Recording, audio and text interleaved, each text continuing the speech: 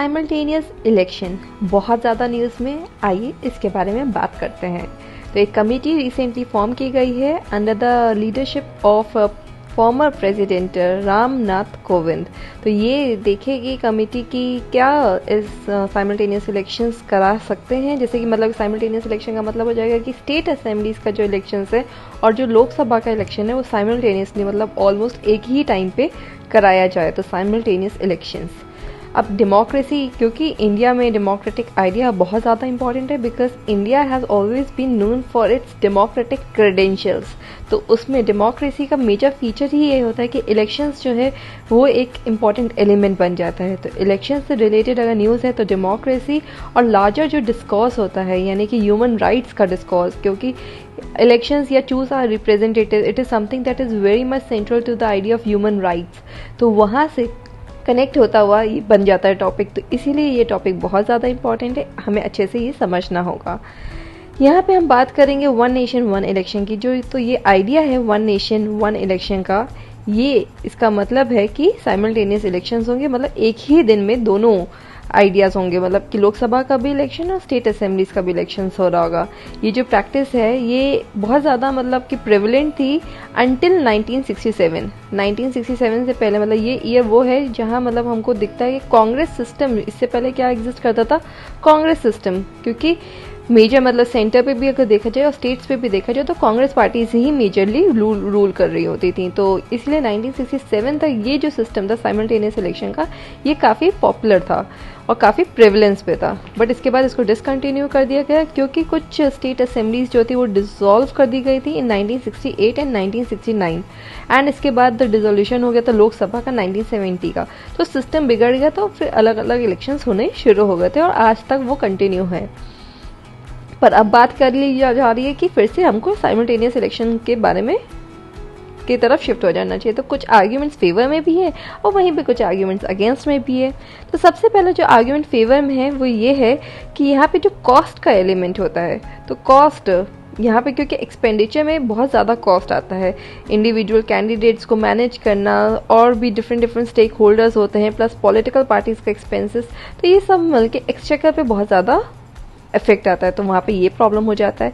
Second point ये है कि सिक्योरिटी फोर्सेस को हमें बहुत लगाना पड़ता है क्योंकि जब भी इलेक्शंस होता है तो वो इतना मेजर स्केल पे होता है, क्योंकि आपको पता है India is the largest democracy. तो इतने लार्ज स्केल में होता है तो सिक्योरिटी फोर्सेस का डिप्लॉयमेंट बहुत ज़्यादा होता है। तो वहाँ पे वो प्रॉब्लम आ जाती है क्योंकि इंटरनल सिक्योरिटी भी तो मेंटेन रखना है ना। We can not afford any internal security का मिस हैपनिंग। तो इस वाली सिक्योरिटी फोर्सेस भी बहुत लार्ज लेवल पे एम्प्लॉय होती हैं। थर्ड पॉइंट ये हो जाता है कि जो फ्रीक्वेंट इलेक्शंस होता है तो इससे क्या होता है, लेजिस्लेटिव वर्क जो चल रहा होता है वो उसमें कहीं ना कहीं रुकावट आ जाती है, क्योंकि हमें पता है कि जब इलेक्शंस होते हैं तो मेजर काम नहीं हो पाता है। तो आए दिन इलेक्शंस होता है तो आए दिन जो लेजिस्लेटिव वर्क होता है, जो पार्लियामेंट या स्टेट लेजिस्लेचर जो कर रही होती है, उसमें रुकावट हमको देखने को मिलती है। क्योंकि कोई मेजर हमारे आइडियाज़ हमारे साथ ये रहा है कि कोई भी जैसे मेजर स्टेप नहीं ले सकती हैं पॉलिटिकल पार्टीज जब इलेक्शंस आ रहे हों, क्योंकि इससे क्या होता है कि इलेक्शन का वोटिंग पैटर्न में कहीं ना कहीं इन्फ्लुएंस हो जाता है। तो वो नहीं कर सकती। मॉडल कोड ऑफ कंडक्ट में ये आइडिया है। तो आए दिन इलेक्शंस होंगे तो आए दिन लेजिस्लेटिव वर्क में रुकावट आएगी। प्लस अगर हम देखा जाए तो यहाँ पे जैसे फ्रीवीज जो होता है, जो आए दिन अनाउंस होती रहती है, ये होता किस लिए, इलेक्शंस के लिए तो होता है। तो उसमें कहीं ना कहीं अब कमी आ जाएगी अगर साइमल्टेनियस इलेक्शंस हो जाएंगे, क्योंकि आए दिन इलेक्शंस नहीं होंगे। इसके अलावा अगर हम नेक्स्ट पॉइंट देखें तो जैसे जब भी इलेक्शंस होते हैं तो कास्ट पे, कम्युनल इश्यूज़ पे, रिलीजन पे बयानबाजी बहुत होती है। इससे क्या होता है, एक हार्मनी का जो डिस्कोर्स होता है जो हमारी सोसाइटी में, वो कहीं ना कहीं ब्रेक होता हुआ हमें दिखता है। तो जब भी इलेक्शंस होते हैं तो कास्ट, रिलीजन या इन सब बायस्ड तरीके की जो बयानबाजी होती हैं या भड़काऊ भाषण होते हैं, इसमें ज़्यादा उछाल आता है। तो उसको भी कहीं ना कहीं रोकते हुए हमें दिखेगा अगर इलेक्शन साइमल्टेनियसली होंगे और कम होंगे, मतलब कि रोज़ आए दिन नहीं होंगे।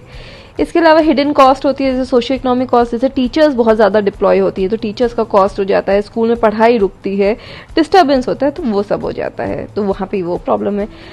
अब ये तो हमने बात कर ली कि क्या आर्ग्यूमेंट्स है फेवर में, मतलब साइमल्टेनियस इलेक्शन की, cost, hidden cost, plus the idea की लेजिस्लेटिव वर्क में कमी आ रही है। तो इस तरह की बातें हमने कर ली, ये हमने समझ लिया जो फेवर में है।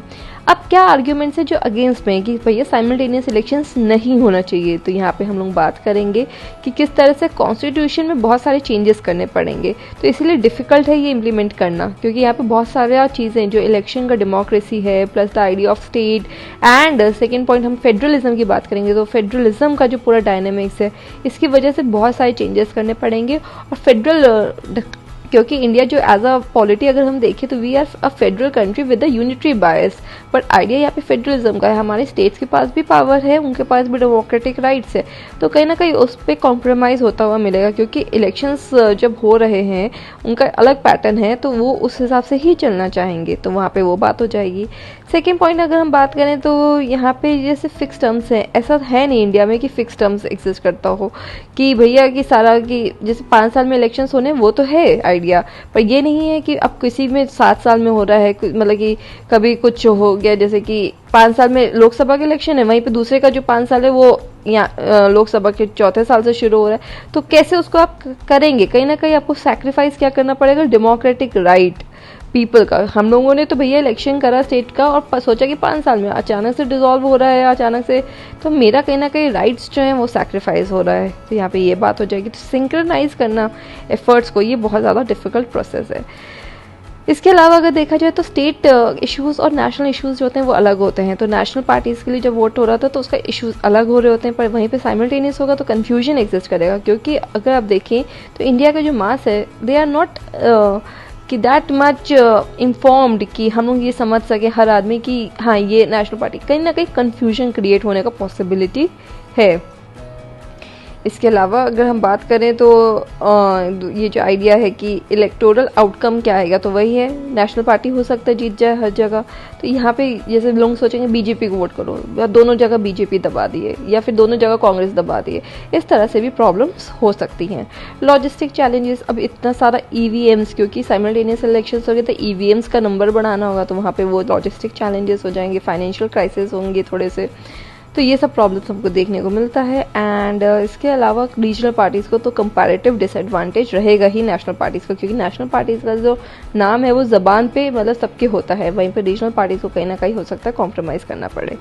इसके अलावा अब हमने यहाँ पे बात कर ली क्या पॉइंट्स है फेवर में, क्या पॉइंट्स है अगेंस्ट में, हमें दोनों पॉइंट्स को समझना ज़रूरी है, क्योंकि कोई भी चीज़ ऐसी नहीं होती कि पूरी ब्लैक हो और कोई भी चीज़ ऐसी नहीं होती कि पूरी वाइट हो।